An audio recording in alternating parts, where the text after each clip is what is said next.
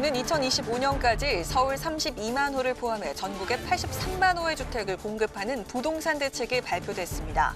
더불어민주당과 정부는 오늘 당정 협의를 열고 이 같은 내용의 25번째 부동산 대책을 확정했는데 현 정부 들어 공급 물량으로는 최대 규모입니다. 국정농단 연루 의혹을 받는 임성근 부산고법 부장판사에 대한 탄핵소추안이 국회에서 통과됐습니다. 법관 탄핵안이 국회에서 통과된 건 헌정사상 처음인데 탄핵 최종 결정은 헌법재판소에서 가려지게 됩니다. 국회에서는 오늘 정치, 외교, 안보, 통일 분야를 시작으로 대정부 질문이 시작됐습니다. 국민의힘은 북한 원전 건설 추진 의혹과 관련한 USB 공개와 국정조사를 거듭 요구했고 더불어민주당은 현실성 없는 의혹 제기라고 일축했습니다. 대기자의 시선으로 분석해보는 정가 동향, 모교 정치클럽 기자 대기자. 오늘은 여야 공방이 격화되고 있는 북한 원전 추진 논란과 범야권의 제3지대 단일화가 가시화되고 있는 서울시장 보궐선거 판세를 짚어봅니다.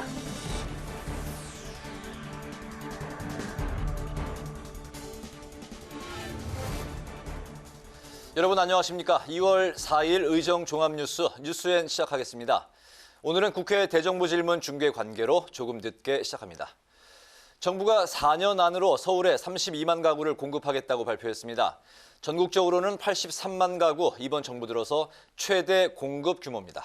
더불어민주당도 기대감을 나타내며 빠른 시일 내 관련 입법에 나선다는 입장인 반면 야당은 선거용 눈속임이라고 비판했습니다. 강민지 기자의 보도입니다. 더불어민주당과 정부가 2025년까지 전국에 83만 6천 호의 주택을 추가 공급하겠다고 발표했습니다. 이 중 서울엔 32만 호가 공급되는데 분당 신도시 3개와 비슷한 규모입니다. 기존 3기 신도시에 추진 중인 수도권 127만 호를 합하면 200만 호 가까이가 공급될 예정으로 역대 최대 수준의 공급 대책입니다. 역세권과 중공업 지역, 저층주거지 정비사업과 재개발 재건축에 정부가 직접 나서 공급 물량을 확보할 계획입니다. 공공주도인 만큼 특별법을 통해 평균 13년 이상 걸리던 사업을 5년 이내로 단축해 공급 속도도 높일 방침입니다. 조합원과 토지주에게는 재건축 초과이익 환수제와 2년 의무거주 제도를 면제해주는 방법들로 민간의 참여를 이끌어내기로 했습니다. 홍남기 부총리는 이번 대책을 통해 주택시장이 확고한 안정세로 접어들 것이라고 강조했습니다. 민주당도 실효성 있는 대책이라며 주거 안정에 대한 기대감을 나타냈습니다. 더불어민주당과 정부의 부동산 정책은 확고합니다. 투기는 철저히 차단하고 안정적인 주택 공급을 통해 무주택 실수요자의 내 집 마련을 충분히 지원하겠습니다.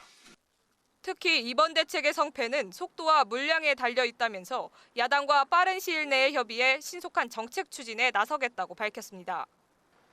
반면 국민의힘은 보궐선거를 앞두고 나온 선심성 공급 대책이라고 평가했습니다. 그러면서 성남 부동산 민심이 선거에서 매서운 회초리를 들 것이라고 덧붙였습니다. 부동산 징벌 세금과 각종 규제를 그대로 놔둔 채 공급 조절을 얘기하는 것은 눈 가리고 아웅하는 선거용 눈속임이라 아닐 수 없습니다. 실패한 정책을 정권의 아집대로 끝까지 밀어붙이는 것은 국민과 싸우자는 것과 다름이 없습니다. 정의당은 서울 역세권 개발이 이명박 전 대통령의 재개발 정책인 뉴타운을 떠올리게 한다며 이런 규제 완화 정책은 투기 세력이 환영할 조치라고 지적했습니다. 민주당은 실제 공급 시기를 최대한 앞당기기 위해 관련 입법을 상반기 중 마무리하겠다는 계획으로 설 연휴 전부터 곧바로 입법 논의에 나설 예정입니다. 국회 방송 강민지입니다.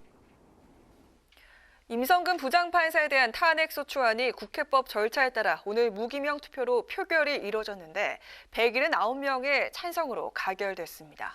민주당은 사법농단 판사에 대한 국회의 책임을 다했다고 강조한 반면 국민의힘은 졸속 탄핵이라며 강력 반발했습니다. 김동길 기자의 보도입니다. 헌정사상 처음으로 법관에 대한 탄핵 소추안이 국회에서 통과됐습니다. 총 투표수 288표 중 가 179표, 부 102표, 기권 3표, 무효 4표로서 법관 임성근 탄핵 소추안은 가결되었음을 선포합니다. 탄핵 소추 사유는 임 부장판사가 상케이신문 전 지국장의 박근혜 전 대통령 세월호 7시간 명예훼손 사건과 2015년 쌍용차 집회 관련 민변 변호사 체포치상 사건 등의 재판에 관여했다는 겁니다. 민주당은 임 판사가 헌법에 규정된 법관의 독립성을 침해했다며 임 판사 탄핵은 헌법이 국회에 부여한 책임을 다한 것이라고 강조했습니다. 대통령이든 판사든 국민에 의해 국가 권력을 위임받은 국가기관이라면 예외가 될 수 없습니다. 국민의힘은 사법부를 장악하려는 의도라며 강력 반발했습니다. 1심 법원이 임 판사 사건에 무죄를 선고한 상황에서 국회법에 따라 법사위에서 조사할 필요가 있는데도 민주당이 이를 생략하고 표결을 밀어붙였다고 지적했습니다. 법관 탄핵 강행을 통해 전국 이슈로 전환하고 거대 의석을 통해 사법부를 길들여 장악하겠다는 의도로 보여집니다. 국민의힘은 김명수 대법원장에 대한 공세 수위도 높였습니다. 정권의 길들이기에 비겁한 침묵으로 일관하고 있고 사표 수리를 거부하며 후배를 탄핵으로 몰고 갔다고 비판했습니다. 국민의힘은 탄핵 소추안 가결 직후 김명수 대법원장을 탄핵하라며 구호를 외치기도 했습니다. 김명수를 탄핵하라! 국회 탄핵 소추안 의결로 임 부장판사는 헌법재판소의 최종 심판을 받게 됐습니다. 헌법재판소에서 탄핵이 인용되면 임 부장판사는 이번 달 퇴임을 하더라도 앞으로 5년간 변호사 등록을 할 수 없고 퇴직급여도 일부 제한받게 됩니다. 국회방송 김동길입니다. 대정부 질문 첫날 국회는 정치, 외교, 통일, 안보 분야 대정부 질문을 진행했습니다. 여야는 정부의 북한 원전 건설 추진 의혹을 두고 강하게 맞붙었는데요. 여당은 야당의 현실성 없는 뜬금없는 의혹 제기라며 정부를 옹호했고 야당은 의혹을 집중 추궁하며 진상규명을 위한 국정조사를 요구했습니다. 보도에 임채원 기자입니다. 더불어민주당은 정부의 북한 원전 건설 추진 의혹은 현실성 없는 뜬금없는 의혹 제기라고 비판했습니다. 설령 정부의 의지가 있다 하더라도 북한이 핵 확산 금지 조약에 가입하고 경수로 원천 기술 사용을 미국과 합의해야 하는 등 국제적 요건이 갖춰져 있지 않기 때문에 현실성이 없다는 겁니다. 그러면서 더 이상 소모적인 정쟁이 되지 않도록 정부가 관련 경위를 소상히 밝혀 의혹을 해소해달라고 당부했습니다. 공개할 일이 있으면 다 공개를 해주는 게 좋다고 봅니다. 그래서 이런 부끄러운 정쟁이 더 확산되지 않도록 조기에 종식시키는 것은 정부로서도 역할을 해주셔야 된다고 생각합니다. 또 그게 옳다고 생각하고요. 그런데 이제 그 USB는 정상 간에 오고 간 내용이기 때문에 관례적으로도 그렇고 외교 관행상도 그렇고 그런 부분은 공개하지 않는 것이 원칙인 것으로 알고 있습니다. 국민의힘은 내부 검토 문건이라며 보고서 전문을 공개한 산자부의 해명을 신뢰할 수 없다며 국정조사를 촉구했습니다. 산업부가 국제법상 실행 불가능하고 외부에 유출됐을 경우 정치적 파장이 예상되는 문건을 검토한 데는 청와대의 지시가 있었다는 주장입니다. 특히 야당의 의혹 제기에 대한 정부 여당의 민감한 반응이 의혹을 더 부추기고 있다고 지적했습니다. 이러면서 대통령께서 한 말씀 하시니까 여권의 고위 관계자들이 벌떼같이 일어나가지고 야당 대표를 겁박하기 시작했습니다. 이것이 이렇게 벌떼같이 일어나가지고 야당 대표를 겁박할 사안입니까? 차분하게 설명하면 되는 거예요. 정세균 국무총리는 야당의 의혹 제기가 합리적이지 않았기 때문이라고 반박하며 정부의 북한 원전 추진 의혹은 충분히 해명됐다고 강조했습니다. 국회방송 임천입니다.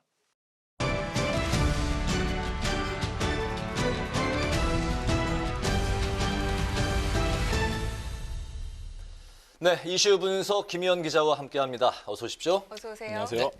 서울과 부산시장의 재보궐선거가 2달 앞으로 다가오면서 여야 간의 이제 공방이 점점 더 치열해지고 있는데 오늘 그런 상황에서 정부가 부동산 정책을 이제 발표했잖아요. 그렇습니다. 근데 국민의힘은 이게 선거용으로 의심된다는 반응을 보였다고요? 네, 국민의힘은 선거용이다 이렇게 비판을 했습니다. 문재인 정부가 오늘까지 25번의 부동산 정책을 발표했는데요. 김종인 비상대책위원장은 실패한 정책을 계속 밀어붙이는 건 4월 재보궐선거를 위한 것이라고 주장했습니다. 직접 들어보시죠. 그러나 부동산 대란을 촉발한 부동산 징벌 세금과 각종 규제를 그대로 놔둔 채 공급 조절을 얘기하는 것은 눈 가리고 아웅하는 선거용 눈속임이라 아닐 수 없습니다. 특히 서울 부동산 문제는 서울시장 보궐선거의 핵심이다 보니 이번 부동산 대책이 어느 정도 영향을 미칠 거란 이런 분석이 나오고 있는데요. 네. 박영선 민주당 서울시장 후보가 1호로 내세운 게 주택 30만 호 공급인데 야당에선 현실성이 없다, 급조된 엉터리 공약이다 비판이 쏟아졌습니다. 그런데 오늘 부동산 대책에 박 후보의 주택 공급 수치와 비슷한 32만 호를 서울에 공급하겠다는 내용이 들어가 있습니다. 나경원 국민의힘 서울시장 후보는 SNS에서 선거를 목전에 두고 정부 여당이 뒤늦게 주택 공급 확대에 속도를 내고 있다며 문재인 정권의 태세 전환이 야속하다고 비판했습니다. 네, 또 국민의힘에서 제기한 북한 원전 건설 추진 의혹에 대해서 민주당은 선거 때마다 나오는 부품 공작이다 이렇게 계속 이야기를 하고 있죠. 네, 민주당은 국민의힘의 그 북한 원전 건설 추진 의혹을 북한 색깔론이다 이렇게 규정하고 있는데요. 김태년 원내대표는 산업부에서 충분히 설명했는데도 국민의힘은 철진한 북풍 색깔론으로 과거 구태만 보이고 있다고 비판했습니다.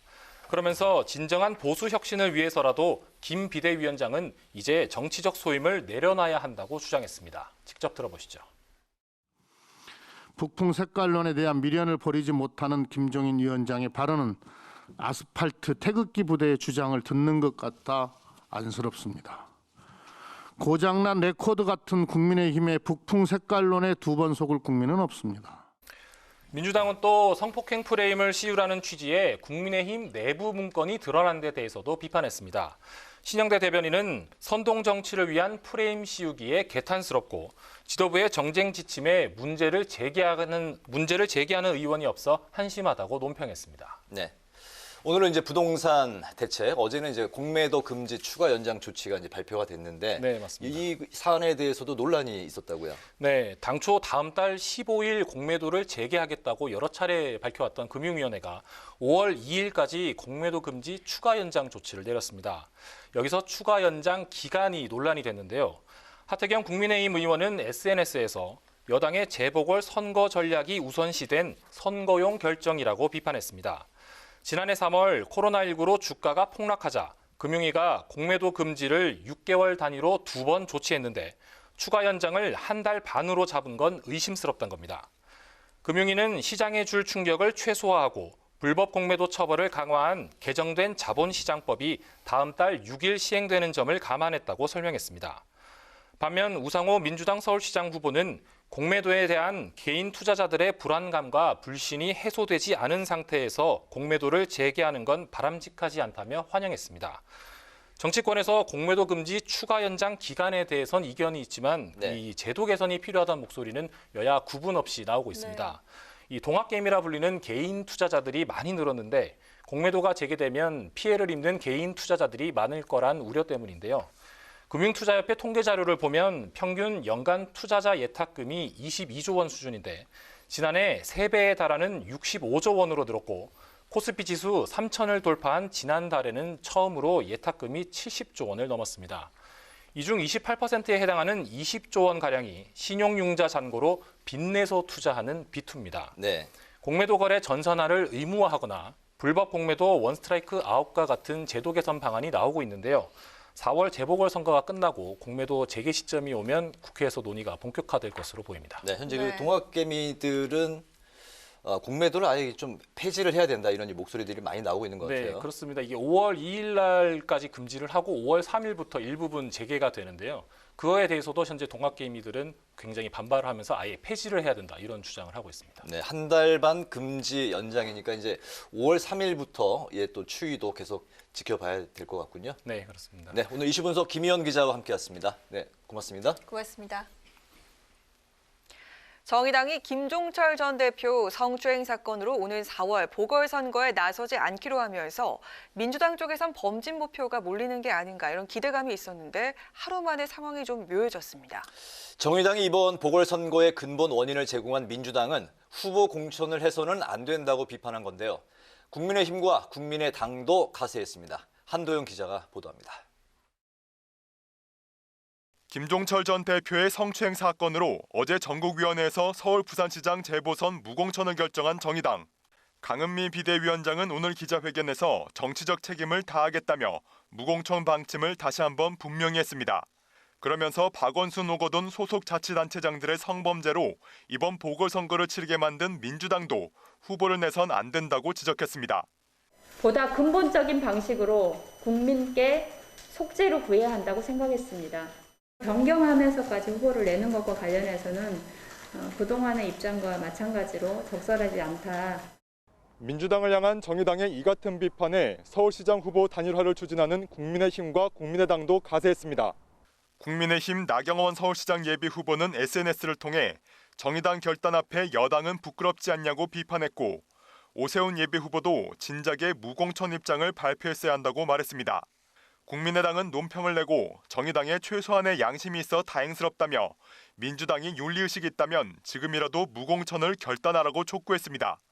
이에 대해 민주당은 공식 입장을 밝히지 않았고, 여당 서울시장 예비 후보인 박영선 전 중소벤처기업부 장관과 우상호 의원은 당 지도부가 결정한 사항이라며 말을 아꼈습니다. 국회방송 한도영입니다. 정의당 강은미 원내대표가 코로나19 위기 극복을 위한 사회 연대 차원에서 특별 재난 연대세를 도입하자고 제안했습니다. 강 원내대표는 오늘 비교섭단체 대표 발언을 통해서 소득이 크게 늘어난 기업과 개인에게 한시적으로 추가 과세하고 세수 증가분으로 취약계층을 지원하자며 이같이 밝혔습니다. 이와 함께 실업은 물론 소득 손실까지 보전하는 전국민 소득보험의 조속한 추진과 주거 복지를 위한 주택부 신설의 필요성도 강조했습니다. 미얀마 군부 쿠데타를 규탄하고 민주 회복과 구금자 석방을 촉구하는 국회 결의안이 추진됩니다. 더불어민주당 박영순 의원은 오늘 범여권 의원 53명의 동의를 얻어서 미얀마 군부 쿠데타 규탄 및 민주 회복과 구금자 석방 촉구 결의안을 대표 발의했습니다. 결의안은 미얀마 군부 쿠데타에 대해서 민주주의에 대한 심각한 도전이자 인권과 법치주의를 위협하는 중대한 도발 행위라고 규탄하면서 아웅산 수치 국가 고문을 비롯한 구금자들을 즉시 석방하라고 촉구했습니다. 국회 산업통상자원 중소벤처기업위원회가 권칠승 중소벤처기업부 장관 후보자에 대한 인사청문 보고서를 채택했습니다. 산자중기위는 청문 보고서에 권 후보자가 장관 직무를 수행할 수 있는 전반적인 역량과 자질을 겸비했다고 평가했습니다. 다만 전통시장 활성화를 강조해온 권 후보자가 최근 5년 동안 전통시장을 이용한 적이 없다는 우려가 제기됐다는 점도 덧붙였습니다. 4.7 재보궐선거 60일 전인 모레부터 누구든지 정당이나 후보자 명의로 선거에 관한 여론조사를 할 수 없게 됩니다. 중앙선거관리위원회는 여론조사를 빌미로 인지도를 높이려는 것을 방지하기 위한 것이라고 밝혔습니다. 다만 정당이 당내 경선 여론조사를 하거나 의뢰자를 밝히지 않고 여론조사 기관 명의로 조사하는 경우는 가능하다고 덧붙였습니다. 이 밖에 재보궐선거가 실시되는 지역의 지자체장은 경로 행사와 체육대회 등과 같은 행사를 개최할 수 없고 후원도 제한됩니다.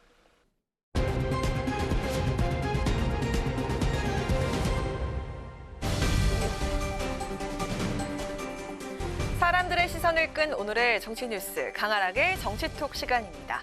2월 4일 첫 번째 정치톡 만나보시죠. 4차 대난지원금을 놓고 최근 당정 갈등이 또다시 표출되면서 민주당 이낙연 대표와 홍남기 경제부총리 관계가 주목받고 있습니다. 문재인 정부 출범 이후 찰떡 호흡을 보여왔던 두 사람의 흔들리는 인연, 어디서부터였을까요? 인생의 고통 앞에 정부 여당이 더 겸허해지기를 바랍니다. 국민의 삶을 지탱해 드리는데 필요하다면 재정을 쓰는 것은 당연한 것입니다. 정부와 좀 다른 이견사항에 대해서는 국민들에게 확정된 걸로 전달이 될까 봐 재정당국의 입장을 굉장히 절제된 표현으로 제가 말씀을 드린 것으로 그렇게 이해를 해주시면 되겠고요. 과거 총리실에서 함께 일하면서 돈독한 관계를 유지해왔던 이낙연 대표와 홍남기 부총리가 최근 재정 문제를 놓고 사이가 틀어지고 있습니다. 4차 재난지원금의 보편과 선별을 병행하겠다는 이 대표와 받아들이기 어렵다는 홍 부총리. 두 사람 간의 거리가 서울 여의도와 세종시만큼이나 멀어졌다는 게 정가의 분석입니다. 지금은 냉기류가 흐르지만 한때 홍 부총리는 이낙연의 남자로 불릴 정도로 아주 가까운 관계였는데요. 이 대표가 문재인 정부 첫 국무총리에 취임을 했을 때 총리를 보좌하는 국무조정실장에 등용된 이후 깐깐한 총리 밑에서 질책당하지 않는 유일한 관료로도 유명했다고 합니다. 매끄럽던 두 사람 관계가 조금씩 금이 가기 시작한 건 이낙연 대표가 여의도로 복귀한 뒤부터였는데요. 이 대표는 코로나19로 인한 피해 지원을 위해서 적극 재정을 요구했지만 나라 곳간지기를 자임하는 홍 부총리가 계속해서 난색을 보이면서 당정 갈등이 계속 확대되는 모습입니다. 이낙연 대표는 오늘도 언론과의 인터뷰에서 홍 부총리에 대한 섭섭함을 토로했다고 합니다. 서로에 대한 신뢰가 깊었던 이 대표와 홍 부총리, 과연 갈등을 봉합하고 예전의 관계로 돌아갈 수 있을까요? 이어서 오늘의 두 번째 정치톡입니다. 두 달여 앞으로 다가온 4.7 재보궐선거의 최대 변수로 꼽히는 야권 후보 단일화. 하지만 국민의힘 김종인 비대위원장은 그동안 단일화 필요성은 공감하면서도 실제 추진에 대해서는 다소 냉담한 태도를 보여왔던 게 사실이죠. 그런데 최근 국민의당 안철수 대표와 금태섭 전 의원의 제3지대 단일화를 먼저 추진하기로 하면서 김 위원장의 반응이 달라졌다고 합니다. 바로 이렇게 말이죠. 야권 단일화에 대한 스케줄이 정리된 것에 대해서 매우 반갑게 생각을 합니다. 단일화 과정이 종료된 만큼 모두가 한 식구라는 마음으로 아름다운 경선이 될 수 있도록 노래해야 할 것입니다. 오늘 아침 당회의를 주재한 김종인 위원장은 안 대표와 금 전 의원 간의 단일화 합의를 언급하며 환영의 뜻을 나타냈습니다. 특히 김 위원장은 단일화 과정이 정리된 것과 관련해서 모두가 한 식구라고 강조해서 눈길을 끌었는데요. 김 위원장은 한 식구라는 마음으로 상호 비방 등 불미스러운 언행은 멀리하고 아름다운 경선이 되도록 노력해야 한다며 속도감 있는 경선 진행을 주문했습니다. 불과 얼마 전까지만 해도 안철수 대표의 야권 단일화 제안에 대해서 뚱딴지 같은 소리, 거론하고 싶지도 않다는 등의 직설적인 화법으로 비판적 반응을 보였던 것과는 확연하게 달라진 모습인데요. 국민의힘과 제3지대가 각각 경선을 치른 뒤 최종 단일화를 추진하자는 자신의 의지가 이번 합의로 이뤄진 데 대한 긍정적 평가라는 게 정가의 분석입니다. 오늘 오후에 안 대표와 금 전 의원이 회동을 갖고 단일화 방식 논의를 시작했습니다. 김 위원장과 안 대표 간의 지루한 삿발 싸움을 끝내고 새 국면에 접어든 야권 후보 단일화. 과연 진짜로 한 식구가 될 수 있을까요? 이어서 오늘의 세 번째 정치톡입니다. 이달 말이면 국내에서도 드디어 코로나19 백신 접종이 시작됩니다. 하지만 누구나 아무 때나 맞을 수 있는 게 아니라 우선 접종 대상군을 선정해서 순차적으로 접종을 시행할 예정인데요. 그런데도 허위 서류를 기재하거나 거짓말로 먼저 맞겠다고 나서는 사람이 있을까 봐 오늘 여당 의원이 새치기 접종 방지법을 발의했다고 합니다. 어떤 내용일까요? 코로나19 백신의 우선 접종 대상자가 아닌데도 거짓이나 부정한 방법으로 새치기 접종을 받은 사람에 대해서 과태료를 부과하는 법안이 발의됐습니다. 국회 보건복지위원회 여당 간사인 민주당 김성주 의원은 오늘 감염병의 예방 및 관리에 관한 법률 일부 개정 법률안을 대표 발의했다고 밝혔는데요. 지난달 28일 정부가 발표한 코로나19 예방접종 계획에 따르면 우선 접종 대상군이 아닌 후순위 대상군에서도 필수적인 공무나 중요 경제활동으로 긴급 출국이 필요한 경우 백신을 우선 접종할 수 있도록 하고 있습니다.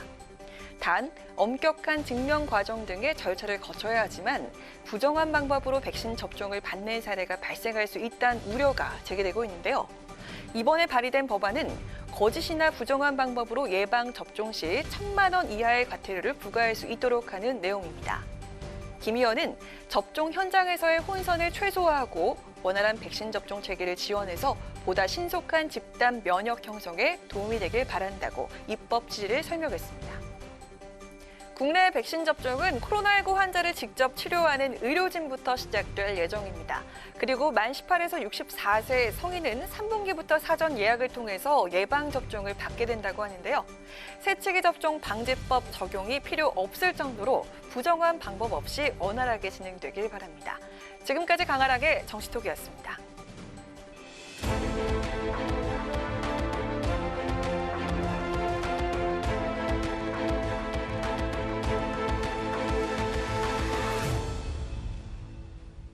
네, 정치권의 동향을 대기자의 시선으로 짚어보는 목요 정치클럽 기자 대기자 시간입니다.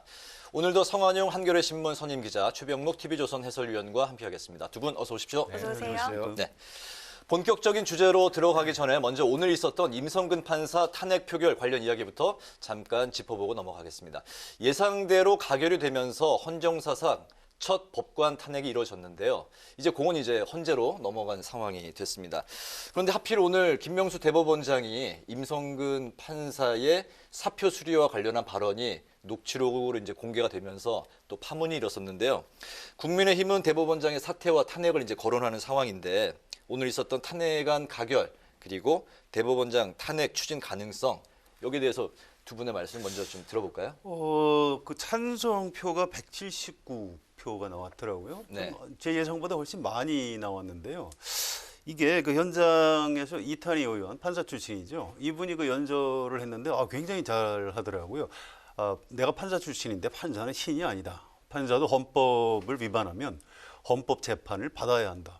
그러니까 누가 들어도 그렇겠구나. 국회에서 이제 최종 결정하는 게 아니고 헌법재판소로 넘겨서 네. 헌법재판을 받아보도록 하자. 그래서 이제 제가 예상했던 것보다 이제 찬성 표수가 좀 많이 올라간 것 같습니다. 아무튼 판사 탄핵이 헌법에 있지만 우리나라 정부 수립 이후에 한 번도 한 적이 없어요. 그래서 이제 판사도 탄핵 소추가 되는구나. 또 헌법재판소에서 심판을 받는구나. 이런 전례를 만들었다 이런 의미가 있고요. 그런데 이제 김명수 대법원장이 뭐 기억이 잘못된 건지 거짓말한 건지 이건 알 수가 없습니다만 네. 거짓말이라고 해도 거짓말은 탄핵 사유는 안 돼요. 헌법이나 법률을 위반해야 됩니다. 그래서 네. 야당에서 차라리 그냥 대법원장 자격이 없으니까 물러나라. 당신은 도덕적으로 더 이상 대법원장을 할 자격이 없다. 이렇게 사퇴 요구를 하는 거는 일리가 있는데 네. 탄핵 요구는 좀 사유가 되지 않기 때문에 명분도 안 맞고요. 또 현실적으로 탄핵 소추 정족수가 안 되는데요. 네. 그건 별로 의미 없는 정치 공세라고 생각을 합니다. 사퇴는 요구할 수 있지만 그렇습니다. 탄핵을 거론할 사안은 아니다. 정치 공세다라는 말씀인데요. 그래서 우선 탄핵안이라고 하는 것은 뭐 국회 헌법에 있듯이 국회의 권한 아니겠습니까? 그러니까 이제 국회가 그 절차에 따라서 그 절차를 진행하고 뭐 그에 따라서 정치적 부담이 있다면 이제 여당이 뭐 정치적 부담을 지겠죠. 그러니까 네. 그 문제에 관해서 뭐 왈가왈부할 수 있는 건 아닌데 다만 이제 문제는 임성근 부장판사의 이제 여당이 얘기하듯이 그 문제 있는 행동 그게 사실은 오래됐거든요. 네. 더군다나 그 문제에 관해서 작년 그 2월 달에 이미 1심에서 무죄 판결이 났어요. 근데 그때 이걸 추진했다면 뭐 모르겠는데 지금까지 놔두고 더군다나 임성근 부장판사는 지금 한 달도 안 남았어요. 퇴직이. 네네. 퇴직이 확정된 사람한테 사실상 지금 이 탄핵 표결에 들어가면 헌재로 넘긴다고 그럴 때 헌재가 2월 말 전에 이걸 결정할 가능성은 없거든요. 네. 그렇게 따지면 실효성이 없는 그 판사에 대한 탄핵을 왜 지금 했느냐 하는 그런 문제. 그래서 이제 뭐 사법부 길들이기다 뭐 이런 지적이 나오는데 저는 뭐 그 상당히 일리가 있다고 생각을 합니다. 네. 왜냐면 헌재에서 이걸 뭐 각하할지 아니면 뭐 심의를 계속 할지는 모르겠으나 어쨌든 2월 말에 퇴임하는 판사를 탄핵했다. 이거는 뭔가 좀 앞뒤가 안 맞는 그런 느낌이 들고 김명수 대법원장의 경우에는 사실 뭐 지금 거짓말했다. 물론 거짓말했죠. 왜 그러냐면 어저께 본인이 그런 얘기가 없었다고 얘기를 했는데 오늘 그 얘기가 드러난 거 아니겠습니까? 거짓말한 건 분명한데 뭐 거짓말을 처벌할 법은 없고 지금 문제가 된다고 한다면 작년 5월 달에 있었던 임성근 부장판사 사표를 냈을 때 그걸 수리하지 않은 부분 과연 그게 직무유기가 되느냐 안 되느냐 뭐 이런 정도의 법적인 논란은 있을 거라고 생각을 합니다. 보시기에는 탄핵 사유가 된다고. 아니 그러니까 직무유기 논란이 있을 수 있다는 것이죠. 네. 그 문제는 전 충분히 그 법조계에서 논란이 되고 네. 그걸 가지고 물론 이제 현실적으로 지금 야당이 뭐 100석 겨우 넘겼는데 네. 탄핵안이 가결될 가능성은 없지만 네. 그 부분에 관해서 아마 국민들을 김명수 대법원장이 그 사표를 수리하지 않은 거는 문제가 있다. 위법하다. 이런 부분에 관해서는 한번 누군가의 여지가 있다. 예. 판결을 좀 받아볼 필요는 있겠다. 이런 생각이 네네. 듭니다. 네, 이렇듯이 이번 주 정말 많은 현안들이 있었는데요. 네. 최 의원님, 네, 토크 주제 선정해 주시죠. 네, 이번에 사실은 그 가장 큰 거는 북한 원전 문제였죠. 이 문제가 이제 검찰의 그 공소장에서 일부 드러남으로 해서 자, 이 북한 원전 문제가 도대체 어떻게 된 것이냐, 앞으로 이 파장은 어디로 갈 것이냐 하는 문제를 다뤄보려고 합니다. 네. 방금 말씀하신 대로 이제 북한 원전 논란으로 이제 2월 국회가 출발부터 이제 시끄러운데요. 정치 공방이 감정 싸움으로까지 이제 번지는 양상인데 여야가 첨예하게 맞서고 있는 이번 사안의 핵심과 본질 어떻게 바라보고 계십니까? 글쎄요, 이게 언론 보도로 시작이 된 겁니다. 검찰 공소장 공개를 했는데 그 파일 제목에 뭐 좀 이상한 게 있다, 북한 뭐 이런 게 있으니까 SBS에서 아마 특정 보도했던 것 같은데요. 근데 이런 사안이면 그냥 야당에서 대변인 명의로 논평이나 성명을 내서 뭐 진상을 밝혀라 이렇게 공격을 하면 되는데, 이게 이제 그 김종인 위원장이 지금 당 대표 아닙니까? 이분이 입장문을 냈어요. 그 굉장히 아주 그 장황하게. 그걸 보고 좀 약간 깜짝 놀랐는데, 왜냐하면 아주 앞부분에 이거 이적 행위라고 나옵니다. 네. 그래서 제가 평소에 아는 김종인 위원장답지 않은 표현이에요. 이적 행위? 이 국가보안법 용어거든요. 그래서 약간 깜짝 놀랐는데, 아니나 다를까 이제 뭐 온 나라가 발칵 뒤집혔죠. 뭐 문재인 대통령이 길길이 막 화를 내면서 아니 이건 북풍 공장이나 뭐가 다르냐 이렇게 대변인이 막 반박을 하고 법적 대응을 하겠다. 청와대에서 법적 대응을 한다. 이렇게까지 세게 나오나. 그러니까 이제 그 또 야당에서 가만히 있지 않죠. 서울시장 후보들이 다 나서서 이건 문제가 있는 거 아니냐, 공개해라, 막 이렇게 하면서 온 나라가 이제 그 발칵 뒤집히는 아주 그 좋지 않은 모양대로 지금 흘러가고 있습니다. 좀 개인적으로 좀 굉장히 좀 안타깝습니다. 네.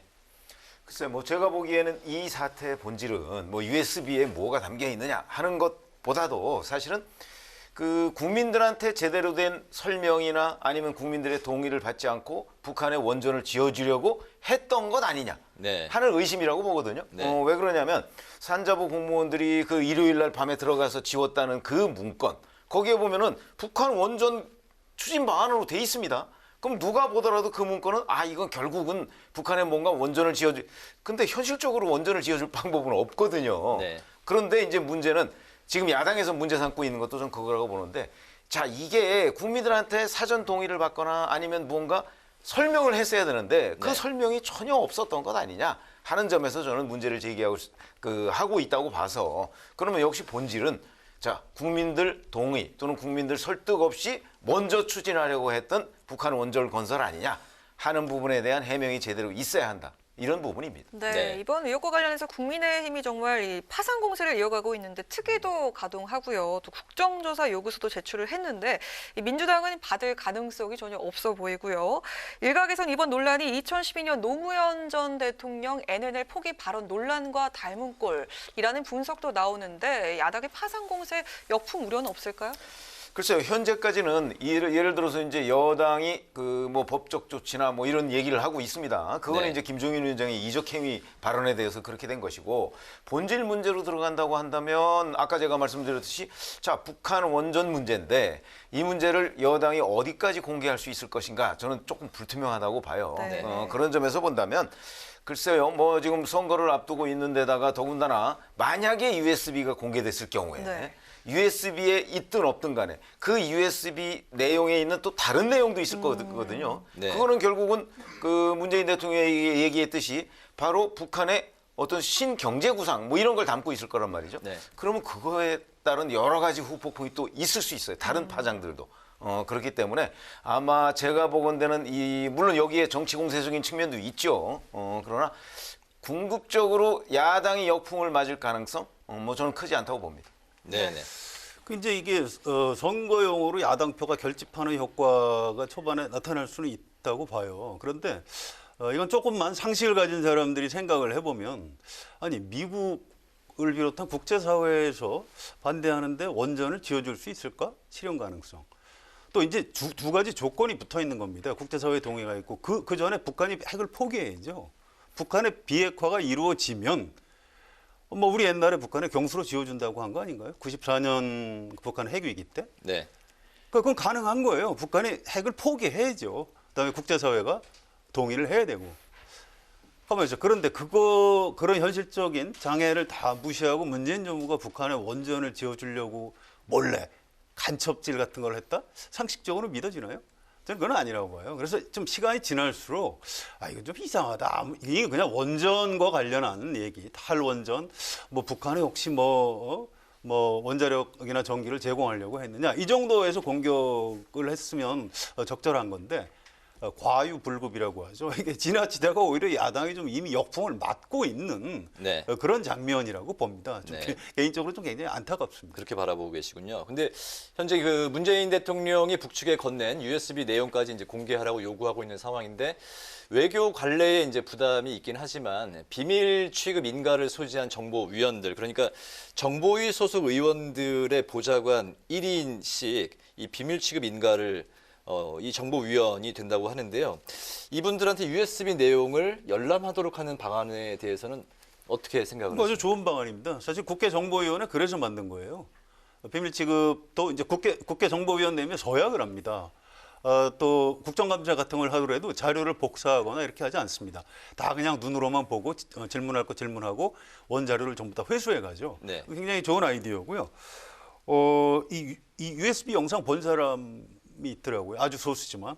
제가 누구라고 밝힐 수는 없는데 이제 그분한테 들은 얘기인데 여기에 어떤 동영상하고 성우의 나레이션 이런 게 들어가 있다고 해요. 그래서 주로 내용이 뭐냐 하면 북한이 비핵화하면 핵을 포기하면 당신들이 엄청난 그 반대급부를 받아서 경제 발전을 할 것이다. 이게 주 내용이라고 합니다. 네. 과거에 북미 정상회담 할 때 사실 우리가 맛배기를 좀 본 적이 있어요. 그 보신 분들이 성우라는 말씀이신가요? 아닙니다. 그렇지 않고 이제 정치인들인데요. 네. 본 사람이 있죠. 또 이제 그 중에 그 이낙연 대표도 포함이 되어 있습니다. 교섭단체 대표 연설 직전에 이 영상을 봤다고 그래요. 그래서 교섭단체 대표 연설을 하면서 굉장히 좀 강도 높게 야당을 비판할 수 있는 이런 자신감 같은 걸 좀 얻었다고 하고요. 아무튼 문제가 이제 이렇게 됐으니까 국회 정보위원들이 들어가서 좀 봤으면 좋겠어요. 네네. 우리 좀 답답하지 않습니까? 네네. 현재 뭐 청와대 최재성 정무수석은 USB 이제 공개하면 야당은 이제 명운을 걸라 이렇게까지 요구하고 있는데요. 뭐 전반적으로 어떻게 바라보고 그러니까 계십니까? 그런 식의 야당에 대한 제안은 저는 그 책임 있는 당국자의 설명은 아니라고 봐요. 이게 무슨 게임하는 거 아니잖아요. 그러니까 USB를 공개할 기준이 돼서 기준에 충족하면 공개하는 거고. 그건 청와대가 독자적인 판단을 하는 것이 청와대가 지금 야당하고 이런 거 가지고 거래하고 흥정하듯이 국정을 얘기할 수 없는 거거든요. 그런데 다만 제가 아까도 말씀드렸듯이 이 문제의 본질은 USB에 뭐가 담겼느냐는 것도 중요하지만 사실은 자 국민들의 동의 또는 국민들을 설득하지 않고 뭔가 원전 문제를 북한과 거래하듯이 하려고 했던 것 아니냐 하는 의문에 대해서 설명을 해줘야 된다는 거죠. 네. 저는 처음부터 사실은 이 USB 문제나 북한 원전 문제가 나왔을 때 정부 여당이 자 이게 북한의 비핵화에 대비해서 우리가 이러이러한 걸 연구한 결과물이다 라고 인정을 했으면 저는 전혀 문제가 안 됐을 거라고 생각을 해요. 근데 처음부터 뭐 USB의 원전에 원자도 없다는 등 뭘 원천적으로 부인하면서부터 문제가 커진 거라고 생각을 하거든요. 그래서 여권의 대처도 잘못됐다. 특히 최재성 정무수석이 저런 식으로 뭐 게임하듯이 야당에 무언가를 던지고 뭐 이렇게 하는 저런 식의 발상은 더욱더 잘못됐다 이렇게 생각합니다. 태도의 문제 같아요. 정무수석이 야당을 어떻게 보면 겁박하는 건데 이건 별로 좋은 태도는 아닙니다. 그냥 성실하게 이렇게 설명을 하면 되는 거예요. 근데 어쨌든 사실관계에 있어서 제가 보기엔 야당이 사실 별로 유리하지가 않습니다. 이게 상식적으로 생각하면 뭐가 좀 야당이 좀 너무 과잉해서 문제 제기했다 이런 여론들이 많기 때문에 야당이 이제 슬그머니 좀 물러설 가능성이 높고요. 또 문재인 대통령이 물론 뭐 법률적으로 대통령이라고 해도 법적 대응할 수는 있지만 법적으로는 가능하지만 정치적으로는 그 별로 좋은 게 아닙니다. 아니 대통령이 야당을 법적 대응을 하면 그 국민들이 볼 때 좀 이상한 거죠. 지금 검찰도 다 대통령 밑에 있는 행정부의 기관인데 그래서 야당이 좀 적절하게 물러서면 청와대에도 좀 이렇게 누그러뜨려 줬으면 좋겠어요. 지금 국민들 코로나하고 경제 위기 때문에 지금 죽을 맛인데 지금 이런 문제 가지고 이렇게 싸우면 되겠습니까? 좀 문재인 대통령하고 김종인 위원장이 뭐 이런 거 갖고 싸울 때가 아니고 영수회담 열어서 4차 재난지원금 이런 얘기나 좀 해줬으면 참 좀 더 감사하겠습니다. 현실적인 사안으로 눈을 돌릴 필요가 있다. 예, 잘 알겠습니다. 북한 원전 의혹을 둘러싼 정치권의 공방, 이 사태가 진정될지 더 커질지 앞으로 청와대 대응과 또 야당, 여당의 반응을 좀 더 지켜봐야 될 것 같습니다. 이번에는 그 성 기자님께서 발제를 해오신 주제죠. 어떤 내용인가요? 네, 아까 이제 미리 좀 소개해 주셨는데 서울시장 보궐선거에서 야권 후보 어떻게 선출할 것인지 대략 윤곽이 잡혀가는 것 같습니다. 야권 제3지대 단일화 얘기를 해볼 필요가 있을 것 같습니다. 네, 안철수 대표와 금태섭 전 의원이 오늘 첫 회동을 했는데요. 안철수, 금태섭, 국민의힘 모두 정치적인 이해관계가 맞아떨어졌다 이런 분석이 나오는데 제3지대 단일화 추진 어떻게 생각을 하시나요? 네, 정치적인 이해관계가 맞아떨어진 게 맞습니다. 사실은 안철수 대표가 답답했거든요. 국민의힘에서 입당하든가 아니면 우리 당 뽑고 난 다음에 그때 가서 보자.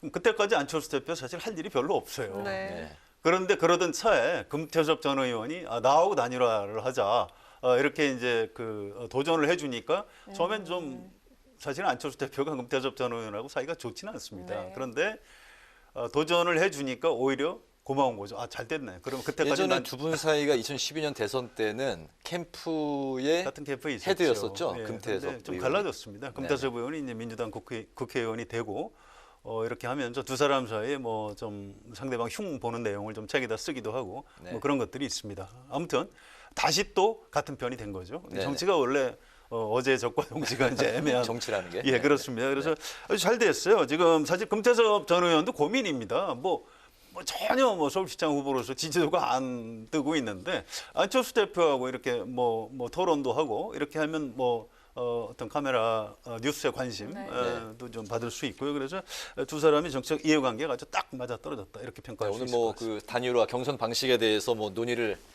했을 것 같은데요. 그렇죠.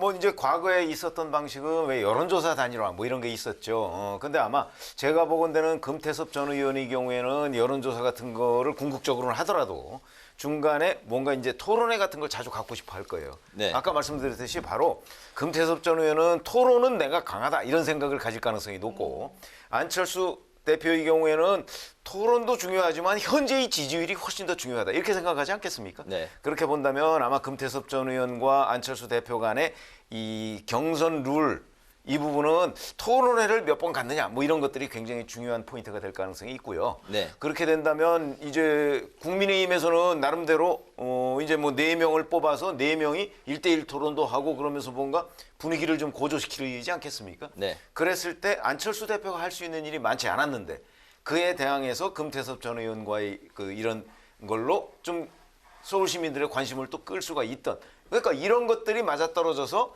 지금 단일화가 투 트랙으로 가고 있는 중이다. 네. 야권으로서는 뭐 굉장히 반길 일이죠. 제3지대와 국민의힘 이렇게. 그렇죠. 그 두 가지가 네, 다 같이 가고 국민들의 있다. 관심을 끌 가능성이 있거든요. 네, 최근에 이제 박영선 전 장관의 지지율이 이제 치고 올라가는 상황인데요. 이런 상황에서 제3지대 단일화, 서울시장 이제 보선 전체와 그리고 국민의힘 예비 후보들에게 어느 정도 영향을 미칠까요? 그러니까 흥행 요소가 중요하죠. 정치라는 게 국민의 관심을 끌어야 정치가 성공을 할 수 있는 거죠. 그런데 안철수 대표가 이제 본인이 들어간 리그를 A 리그, 국민의힘을 B 리그 이렇게 표현하는 걸 보고 이분 참 많이 늘었다 이제 이런 생각을 저도 했어요.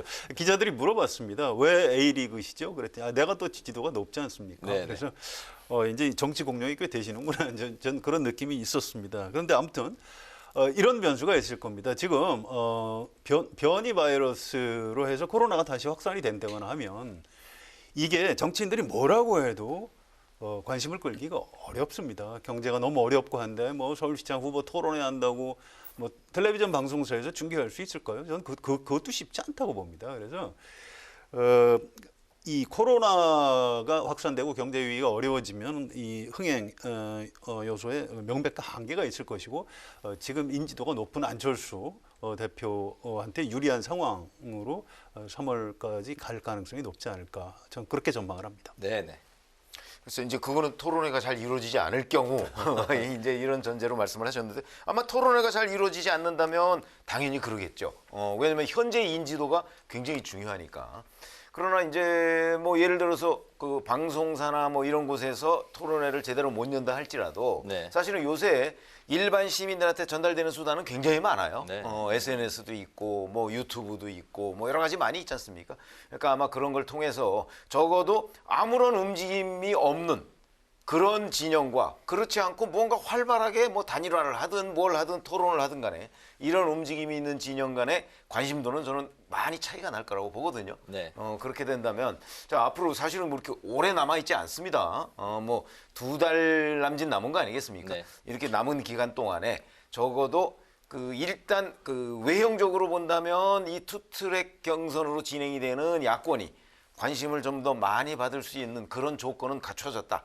그런 의미에서 본다면 여권은 오히려 약간 좀 비상국면이지 않을까 이런 생각을 하게 됩니다. 네, 또 여당 쪽으로 가보면요. 박영선, 우상호 두 예비 후보가 금태섭 전 의원을 두고서 의견이 엇갈리면서 처음으로 충돌하는 모습을 보였는데요. 이 친문에 대한 구애에 열중하던 내가 바로 원조 친문이다라고 말하던 박 전 장관이 친문들의 반발이 불보듯이 뻔한데도 금 전 의원까지 품고 가야 한다. 이렇게 나선 이유 뭐라고 봐야 될까요? 글쎄요, 지난주에도 말씀을 드렸는데 두 사람은 일부러라도 좀 싸워야 될 판입니다. 야당에 비해서 워낙 좀 흥행 요소가 떨어져 있고요. 서울시장 본선 전망도 그렇게 여당에 좋은 편이 아니기 때문에 좀 흥행을 해야 되는 거죠. 그런데 뭐 그렇다고 해서 일부러 싸운 것 같지는 않고요. 박영선 전 장관하고 우상호 의원에 대해서 민주당 의원들한테 이렇게 물어보면 네. 우상호 의원이 참 사람이 참 괜찮다. 물론 서울시장으로서의 능력, 준비 이런 거는 뭐 둘 다 굉장히 오래전부터 해온 사람들인데 우상호 의원이 이제 의원들하고의 사이는 굉장히 좋은 것 같아요. 반면에 이제 박영선 전 장관은 약간 좀 이렇게 까칠하다고 할까요? 이제 그런 게 있는데. 센 이미지. 예, 그럼에도 불구하고 민주당의 경선에서 이 어떤 경선을 좌우할 수 있는 것은 권리당원들의 여론이라고 합니다. 그런데 권리당원들 입장에서는 지금 서울시장 본선이 어렵기 때문에 그냥 누가 이기느냐, 이길 사람이 중요하지, 뭐 누가 우리 위원장이나 우리 의원이 좀 좋게 평가하는 사람이라거나 뭐 친문, 비문이라거나 이런 걸 따질 여유가 별로 없다고 그래요. 그래서 박영선 전 장관이 지금 앞서가는 게 현실이라고 하고요. 바로 그래서 박영선 전 장관은 사실은 지금 경선보다도 본선을 준비를 해야 되는 겁니다. 그래서 금태섭 전 의원 얘기도 전 약간 의도적으로 했다고 봐요. 사실 금태섭 전 의원 부분이 이제 민주당의 약점일 수 있거든요. 그래서 박영선 전 장관 입장에서는 좀 어떤 포용력 같은 거를 좀 보여줌으로써 서울 시민들 중에 어떤 중도층을 좀 흡수하려고 하는 이런 포석을 좀 지금부터 깔아나가고 있는 게 아닌가 이렇게 추측이 됩니다. 중도층을 이제 포용하고 외연을 이제 확장하는 박영선 전 장관과 지지층을 결집하려고 하는 이제 우상호 의원. 그렇죠. 그러니까 이제 두 사람의 판단이 좀 다르다고 보는 거죠. 왜 그러냐면 우상호 의원은 일단 민주당에서 후보가 되는 것이 중요해요. 그렇게 따진다면 이른바 이제 원조 친문이라고 하는 사람들의 표를 그 사람들의 표심을 잡아야 되는 것이 굉장히 중요하잖아요. 그러면 집중적으로 원조 친문한테 본인이 호소할 수 있는 요소가 굉장히 필요해요. 네. 그게 이제 우상호 의원의 필요성이고 박영선 전 장관은 지금 말씀하셨듯이 바로 이 경선판은 사실상 끝났다고 보고 있는 것으로 판단이 돼요. 이제 우상호 의원은 나의 적수가 아니다. 그렇기 때문에 나는 원조 친문 이 경선판을 보는 것이 아니고 본선에 대비해서 중도층을 흡수해서 그러니까 민주당의 원래 지지 세력과 중도층을 플러스해서 내가 본선에 나가야 되겠다. 그러니까 지금부터 본선 준비를 하는 그런 기분으로 저는 금태섭 전 의원을 품자. 왜냐하면 금태섭 전 의원의 지지층이라고 한다면 중도층을 대변하고 있다고 안철수, 금태섭 두 사람은 중도층을 대변하고 있다고 일반적으로 평가가 되잖아요. 그렇기 때문에 금태섭 전 의원을 품자고 하면 중도층에서 박영선 전 장관에 대해서도 호의적으로 나오지 않을까 하는 판단을 저는 박 전 장관 측이 했다고 봅니다. 그래서 여기에서 서로 엇갈리는 거죠. 박 전 장관은 이미 경선을 준비를 하는 차원에서 외연 확대, 중도층, 두터운 중도층 이제 흡수를 위한 발언들을 하고 있다.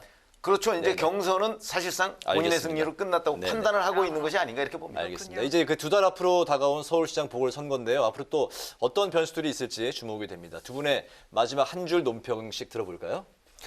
예, 판사도 국회에서 탄핵 소추될 수 있다. 헌법재판소에서 탄핵 심판을 받는다. 이게 오늘 그런 전례가 만들어졌습니다. 굉장히 중요한 날이에요.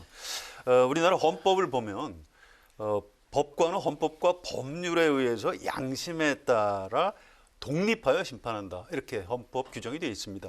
이 법관의 독립 의무에 대해서 굉장히 강하게 규정을 하고 있는데요.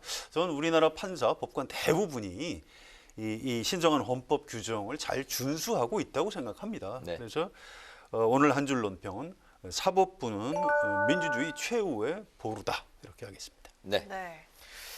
조금 전에 말씀드렸듯이 바로 안철수 대표와 국민의힘 간의 야권 후보 단일화 문제가 사실상 이제 3월 초로 미뤄졌는데, 그러니까 많은 언론 매체에서 이제 단일화는 되는 거구나, 완성됐다, 이런 표현을 쓰더라고요. 근데 저희 경험으로 보면 이게 그렇지가 않아요, 꼭. 그런 점에서 본다면 저는 그건 또 그때 가봐야 안다. 2단계 단일화는. 그런 네. 점에서 오늘의 단일화 변화 이런 것은 그냥 한 발짝 나간 정도에 불과하다. 이렇게 생각을 해서 저는 진일보한 야권 단일화, 이걸 한 줄 평으로 선택을 했습니다. 알겠습니다. 자, 목요 정치클럽 기자 대기자, 오늘은 북한 원전 논란 그리고 서울시장 경선 레이스와 관련해서 지금까지 성한용 한겨레신문 선임기자, 최병묵 TV조선 해설위원과 함께했습니다. 오늘 두 분 말씀 감사합니다. 네, 고맙습니다. 내일부터는 따뜻한 남서풍이 불어오면서 추위가 서서히 풀리겠습니다. 한낮 기온이 10도 가까이 껑충 오르면서 3월 중순에 해당하는 봄 날씨를 보이겠고요. 대기질도 미세먼지 걱정 없이 깨끗할 것으로 보입니다. 네, 입춘이 이제 어제였는데 입춘이 지나니까 이제 확실히 봄이 가까이 오는 것 같습니다. 우리 정치권에도 훈풍이 좀 불었으면 좋겠습니다. 오늘 뉴스에는 여기까지입니다. 시청해주신 여러분 고맙습니다.